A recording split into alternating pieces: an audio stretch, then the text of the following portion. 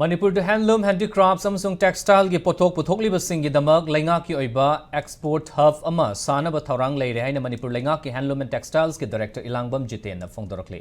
District Handlooms and Textiles Imphal West District na sinduna Imphal gi pauna kaithel de leiba MHSDC Limited ki hold the pangthokpa Imphal West District ki District Export Action Plan DEAP formulation gi district level consultative workshop ta wafamasi phongdokibane taramuda Jeten na makha taradun hai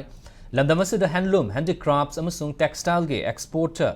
kaya tholakpagi tangai fadaba leiri masigi mathakta pothok puthoknaba sem sabagi thabak tawgadawriba miyoi sing marang kaina leibagi mathakta quality leiba amadi masak thokna puthokpagi tangai fadaba su lei haiki lamdamasi da thabak tawminnariba Pumna Magna state asigi hanadagi leiriba potential asi explore taunaba hotnasi haiba wafam Jiten na thamladuna kumjali singani kuntrada India laingak na thamliba export activity gi pandam asida yauna hotnasi haiki